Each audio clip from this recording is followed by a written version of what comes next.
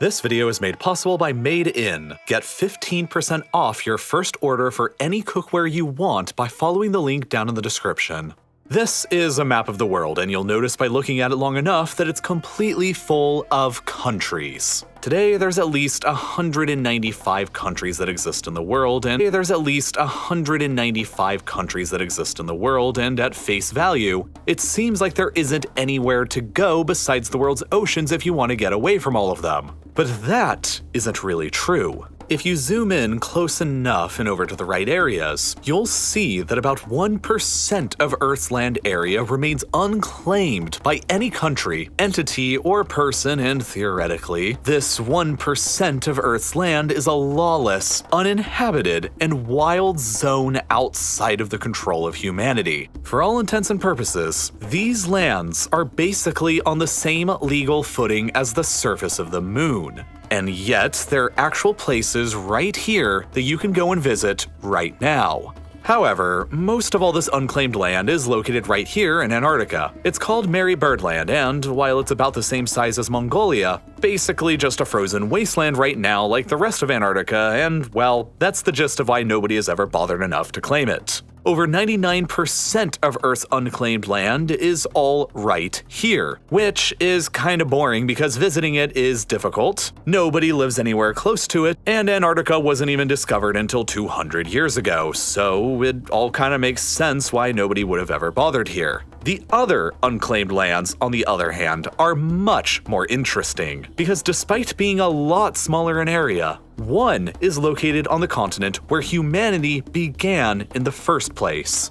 Which is odd, because you'd figure somebody would have gotten around to it already. It's located right here in Africa, and it's called Bir Tawil. Despite being sandwiched in between Egypt in the north with a population of 100 million people and Sudan in the south with a population of 43 million people, neither government claims Bir Tawil, and neither does any other country, person, or entity on the planet. Not a single person lives here, and it's about the size of Luxembourg in Europe. Because nobody lives here, there aren't any roads, towns, or any development whatsoever. It's literally just an empty Luxembourg-sized plot of land in the middle of the Sahara Desert, full of absolutely nothing but sand and rocks. Since there isn't any government and there aren't any laws, it means that you can basically just show up here and then do whatever you want, including attempting to create your own country, and many have already tried that.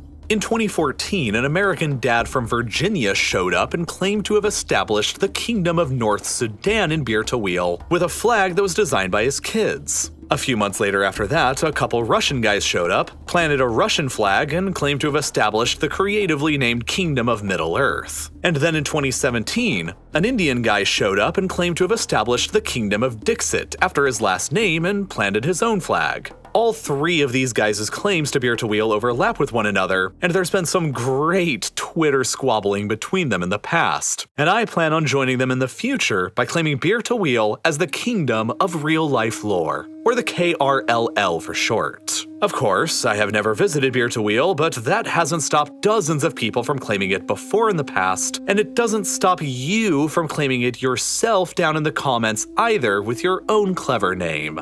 The point being is that anybody can claim Bir Tawil for themselves, but actually enforcing those claims is rather difficult because A, it's an empty plot of desert in the middle of the Sahara and there aren't any roads leading to it from anywhere else, so getting there is quite challenging. B, it's a hostile desert in the middle of the Sahara with no infrastructure or development, and therefore living there is almost impossible. And C, in order to be a recognized country, you actually need a permanent population and infrastructure like airports or roads to get that permanent population there, which is hard if you don't have any resources. Maybe after Jeff Bezos conquers space, he'll come after Bir Tawil and turn it into his own personal little kingdom. But how is this even possible in the first place? Why does this relatively large chunk of unclaimed land on humanity's original starting continent even exist?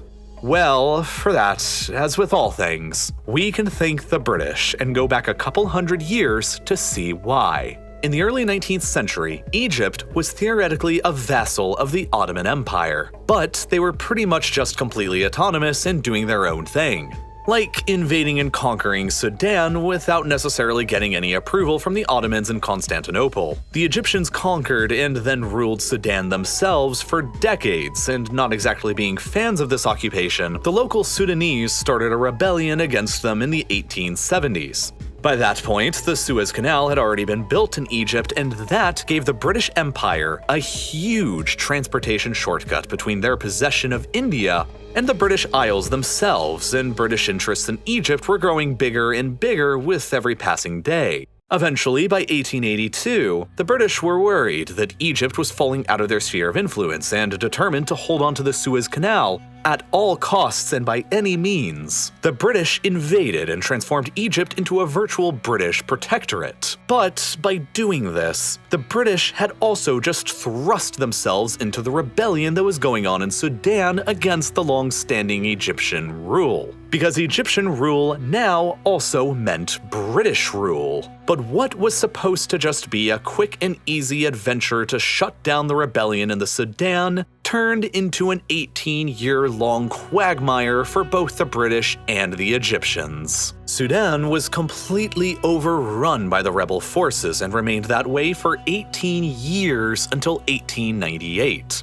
When it took a combined British and Egyptian army equipped with modern machine guns and artillery to reconquer it. Afterwards, Egypt remained effectively a British protectorate while Sudan was transformed into something called a condominium. Basically just a colony, but it was jointly ruled by both the Egyptians and the British. However, it really all just basically meant that Britain now controlled both countries, since Egypt co-ruled Sudan, but they were also just a protectorate of Britain at the same time. And so, the British decided that they needed to draw a border to finally settle where Egypt ended and Sudan began. The problem with that was, like with every other border the British came up with on foreign continents and between foreign peoples, was that A, they didn't have satellites, and B, they didn't really understand or care what they were actually doing. The year after the British and Egyptians reconquered Sudan, they came up with this political boundary between the two colonies: a straight line across the 22nd parallel of latitude. However, this line sucked because it was arbitrarily drawn by some guy in London thousands of miles away, and it cut directly through land that nomadic tribes used on both sides, and it was thought that the tribe who used this area was more culturally Egyptian, while the tribe who used this area was more culturally Sudanese. So, in a very rare instance of the British Empire realizing that their initial border didn't exactly make very much sense, they came up with a revised zigzaggy administrative boundary in 1902 that was separate from the political border that was drawn up 3 years earlier, which gave this familiar Bir-to-Wheel area to Egypt and this bigger area called the Halaib Triangle over to Sudan. Now, for decades, this never really mattered very much because Egypt and Sudan were both effectively ruled by the British anyway. But that began to change by the mid-20th century. Specifically by 1956, the global attitude toward colonialism had greatly shifted and the British left Egypt and Sudan to themselves. Both were now freshly independent nations, and both of them had to choose between two different choices for what their border could legally be. For Egypt, option A was the 1899 line, which gave them Halaib and gave Sudan Bir-to-Wheel, while option B was the 1902 line, which gave them Bir-to-Wheel and gave Sudan Halaib. Meanwhile, for Sudan, their choices were just the reverse of these. Option A was the 1899 line, which gave them Bir-to-Wheel and gave Egypt Halaib, while option B was the 1902 line, which gave them Halaib and gave Egypt Bir-to-Wheel. In effect, both Sudan and Egypt were forced into a rather unique legal situation where they had to choose between either Halaib or Bir-to-Wheel, but absolutely not both. It could only be one, and naturally, just by looking at the map, you can understand why both of them wanted to choose Halaib. It's about 10 times more land than Bir-to-Wheel. There were actually about 1,000 or so people who lived there, compared with Bir-to-Wheel's nobody, and most importantly, Halaib has a nice coastline along the Red Sea, while Bir-to-Wheel is completely landlocked. Halaib is indisputably the more valuable piece of land, and as a result, Egypt insisted that the true border was the 1899 straight line, while Sudan insisted that the true border was the 1902 wiggly line. For decades, Sudan and Egypt both just shared Halaib and kind of administered it together, sort of like a condominium. This status quo never really became a big issue until 1992, though, when the worst possible thing for the region's geopolitics could have happened. You guessed it, oil was discovered in the territorial waters in the Red Sea directly next to Halaib. So, whoever controlled Halaib would also control these potential oil reserves. And neither Sudan or Egypt were particularly in the mood to share. Sudan tried to jump ahead of Egypt by granting exploration rights to a Canadian petroleum company. Egypt declared that that was illegal, and then using the 1899 border as a pretext, they moved in troops to occupy Halaib. Sudan retaliated to this by allegedly attempting to assassinate Egypt's then president in 1996 while he was out visiting Ethiopia, and Egypt retaliated to that by kicking out all Sudanese police and officials from Halaib. In 2000, with tensions at an all-time high, Sudan decided to withdraw all of their officials from the Halaib area, and it's been de facto controlled by Egypt ever since. Although Sudan continues to claim it and shows it marked as being a part of Sudan on all official Sudanese maps. Egypt has since tried to strengthen their claim on the land by investing more than $60 million into infrastructure development projects, and just a couple years ago in 2019, they also attempted to sell oil and gas exploration rights in the waters off Halaib in the Red Sea, to which Sudan made a bunch of legal threats about. So, yeah, that's why Beer to Wheel exists as a lawless no-man's zone in between them. If either Sudan or Egypt moved in to occupy Beer to Wheel, it would immediately mean forfeiting their claim to the much more valuable Halaib Triangle, and neither side has ever been willing to make that sacrifice for more than 65 years now. And no other country could really bother claiming it either because, well, like I said earlier,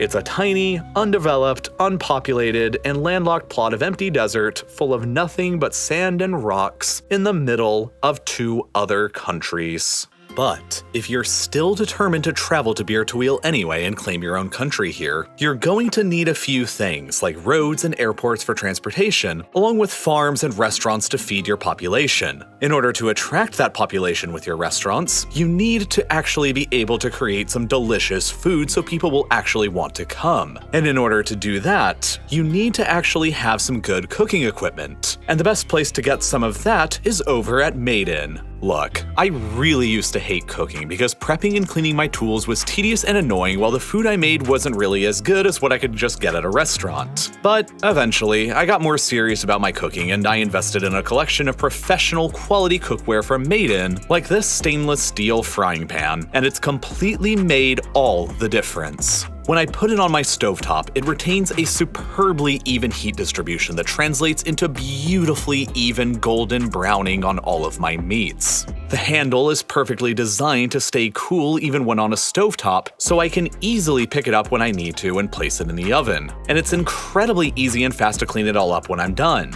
This one pan has over 10,000 5-star reviews by other people on their website, so I really seriously can't recommend it enough. But besides this pan, Made In has tons of other kitchenware and cookware for everything you need, ranging from knives, pots, bakeware, plates, and more, and they're all sourced from the finest materials from world-renowned craftsmen, and all without any markup. So rather than buying a cheap $20 pan from Walmart that you're gonna end up having to replace every year, you should invest in one instead that's made for life and backed by a lifetime guarantee, and it'll also just make your cooking so much more enjoyable, fast, and good. Their products have over 37,000 5-star reviews for a reason, and they're used by some of the best chefs at Michelin-starred restaurants across the world. So if you're serious about investing in your own kitchen, now is definitely the best time because Made In is offering you 15% off of your first order when you click the button on screen now and use the code RLL at checkout, which is the best discount they're offering anywhere. You can also click the link in the description or visit madeincookware.com/RLL and use the promo code RLL for 15% off of your first order. It's a great way to help out RealLifeLore and get some awesome cookware at the same time. So once again, visit madeincookware.com/RLL, use promo code RLL, and thank you for watching.